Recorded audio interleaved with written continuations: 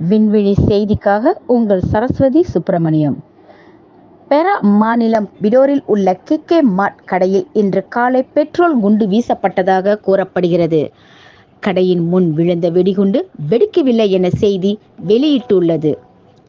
இன்று அதிகாலை 5 மணி அளவில் கே மார்ட் விற்பனை நிலையம் மீது அடையாளம் தெரியாத நபர் ஒருவர் பெட்ரோல் குண்டை வீசியதாக தகவல் வெளியாகியுள்ளது.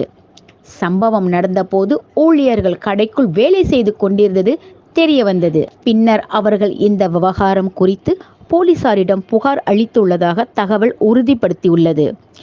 கே மார்ட்டின் சன்வே கடையில் விற்கப்பட்ட அல்லாஹ் என்ற வாசகம் கொண்ட கால் உறைகளின் புகைப்படங்கள் சமூக ஊடகங்களில் தோன்றி முஸ்லிம் சமூகத்தினரிடையே கோபத்தை ஏற்படுத்தியுள்ளது.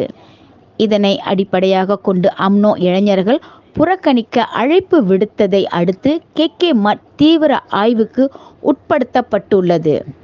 இந்த சம்பவத்திற்கு அந்நிறுவனம் வருத்தம் தெரிவித்து மன்னிப்பு கேட்டுள்ள போதிலும் அம்னோ இளைஞர் தலைவர் டாக்டர் அக்மால் சலே காலுறை விற்பனைக்காக மன்னிப்பு கேட்க கே மார்ட் நாடு முழுவதும் உள்ள அதன் 881 கடைகள் பாதகைகளை வைக்க வேண்டும். அதேவேளை அதற்கு இணங்க தவறினால் கடுமையான புறக்கணிப்பு நடத்தப்படும் என அவர் எச்சரித்து உள்ளார் என்பது குறிப்பிடத்தக்கது.